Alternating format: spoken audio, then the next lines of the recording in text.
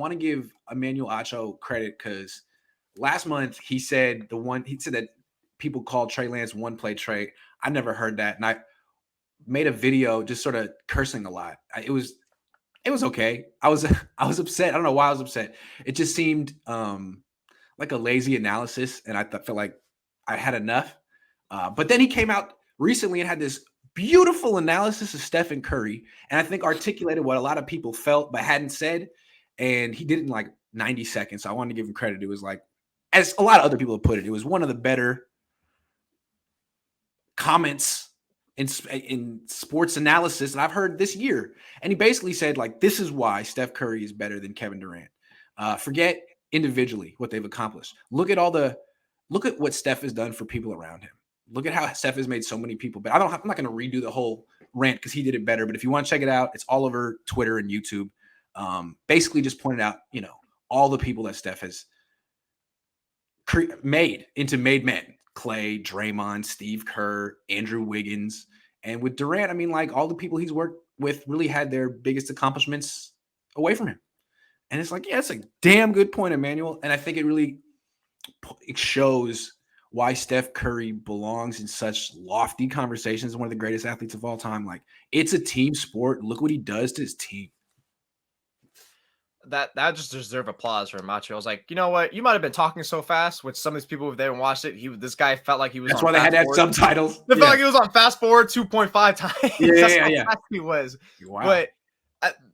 But hearing him just reminds me, one of my cousins has like one of the greatest sports take he's ever had. And one of the ones I've ever heard is, he said years ago, Steph Curry might be the most disrespected professional athlete in the history, maybe not in history, but like in recent memory, like especially even now, like the guy just gets like no credit. So the fact that it took just 4 rings for people to finally start propping him up just more, it felt like it was just a little. Now that he's got this 4th, it took a huge jump to finally like reach that level he has at now, which is why I think I felt adamant about last week when we talked about, I think Curry is number 1 for me in Bay Area athletes, just because of like, the way you just, he ascended, the way he keeps going, the way he's still just, just with the same team, the way he's changed the game, and these points that Acho just pointed out. Who has he made better? Who does he keep? Like, the guy is not me first, the guy is team first, and it's like, which he should probably be me first in some games, because the guy can just take over like he did in that game 4. Like, just what he's done for the impact of the game, ultimately to his teammates, and especially comparing to Kevin Durant. Perfect, because Grant, his ultimate skill is just ISO, because he's the guy's just a freak of nature. Right. So why does he need to raise other people's games? I mean, you could see the way he did it with OKC. I mean, he let Russell Westbrook take over. That was probably his greatest thing. It's like, oh, I let Westbrook take over. And how did that work out for them? Nothing.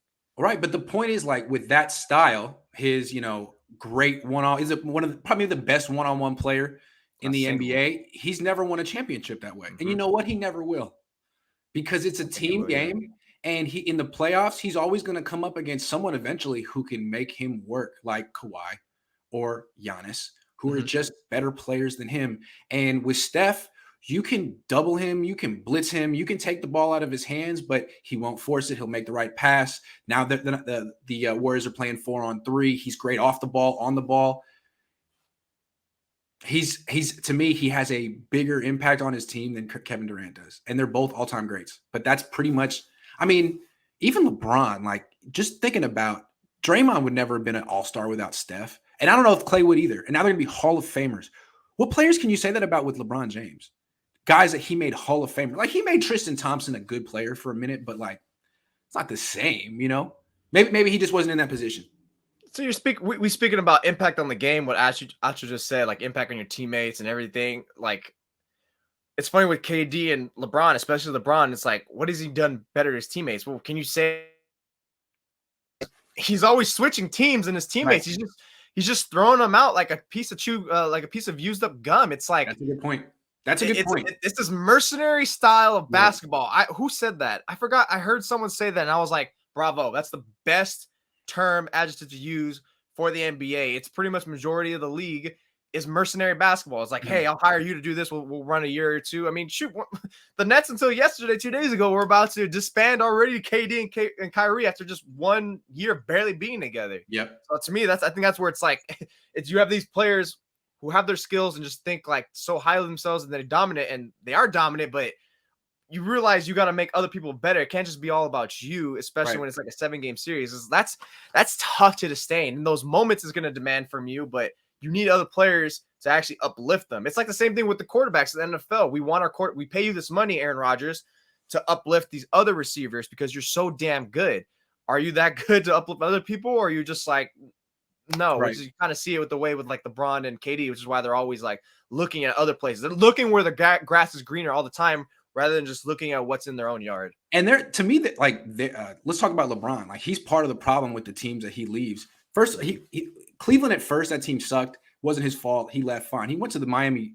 He has a great organization run by Pat Riley. He won 2 titles and left. Why? And they had like a 50-win season like 2 years later. Just left Miami to go back to Cleveland. Fine. He wanted to be the good guy again. When he got back to Cleveland, he essentially was the general manager of that team. I mean, anything he wanted, they would do. So you can't really talk about him not having the supporting cast. Like, he got there and was like, Wiggins, I don't like him. Let's trade him for Kevin Love, who plays no defense. Defense is kind of important in the playoffs. Curry gets Wiggins 7 years later and turns him into a quality, not just a quality role player, an essential role player on a championship team. I mean, I just feel like these superstars are so powerful in the NBA now. They actually are partially responsible for the teams they put together, or that they blow up. And Curry never blew up the team. He never left. LeBron, he went to Cleveland, put together a team that fell apart and was like, I'm out. Now, whatever, your problem now. And I'll just go to LA and put together a team there. And now he's got a ridiculous team with freaking Russell Westbrook. Like, how did he get here? Did you sign off on that? Did you want that? Like, I don't know. Steph doesn't put together a ridiculous team. He doesn't let this stuff happen to his team. They both have ultimate power over their organization. I'm just saying. Yeah, he did. I used to always call LeBron James with his general, it's just irrational with the way he moves people. Since obviously he's the GM, I used to call him the John Gruden of players for the NBA because he lacks the vision to project. It's just, what can you do for me in this moment right now? Which not even a Gruden thing. It's a head coach thing. I mean, Shanahan does that. He's very short-tempered, short patience with his own young players rather than just let them work through it. It's almost like, no, I've seen enough after just your 2 reps. Let me get them out of here. Like, I remember the Lakers with that young crew with Brandon Ingram, Lonzo Ball, Kyle Kuzma, and like a couple other players. They were doing fine. I remember for that first half of the season, and LeBron got injured, and it's almost like he sat back to be injured on purpose, or he chilled on his rehab so he could see where his young people were going and see how they handle it without him. And once they went on a losing streak, he said, we're done. Chalk the season. I'm done with them. We're going to get AD. Now AD is like pretty much never going to play. And Russell Westbrook, oh, man. LeBron, I don't know. He's one of the greatest players of all time. He's got the longevity. He was great, young, old. But I don't know, man. I mean, he put together some bad teams. He's got to be responsible for some of this weak supporting cast that he's had. Sorry. I mean, it's always funny when he tries to backlash, like, oh, you look at other teams, how they do. LeBron, shut up. You built your own team, bro. Like, maybe you just let the other people who actually get paid to build the team do their job. You would actually be in a better position than you are now. Here's his ultimate legacy. Only dude ever who could win a ring with Kyrie. Yeah. He gets credit for that. Because Kyrie needed Curry to be injured, Draymond suspended, and something else happened. That's true. That is true. But I mean, he actually kept Kyrie's like head in the game. No one else has been able to do that, especially Kevin Durant. Gunnar says, do you think Kyle will open up the playbook this year finally? Never had a consistently good offense, and yet he's an offensive coach. Not right away. I wouldn't expect it. I think it's going to be training wheels early on with Trey Lance until he – like, go back and look how Seattle used Russell Wilson in the first half of his rookie year. It was a lot of running the ball. A lot of running. I think it's going to be like that. Plus, I just think he's just going to be a run-first coach. He's an old-school mentality coach to a degree. And plus, I think it's going to be something he needs to build trust and comfortability first with Trey. Like I said, I think it's going to be early game. Like, let's just see a few passes, see if he completes it. And then if I trust him, all right, now let's just start launching it and see what we can do with him because I think he's feeling it today. Tapia says Messi or Ronaldo? Ronaldo. Why? I gotta pick Ronaldo because Ronaldo shows up more lately now Messi's been showing up. Messi's been showing up on the international stage the last 2 years, so he's going to start building the case. But to me, I've always given the nod to Ronaldo. Still a slight nod.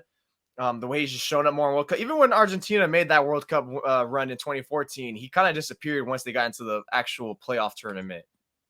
Yeah, that's what I was gonna say. No, you weren't. You don't even know who Messi is. Of course I do. Messi, he plays soccer.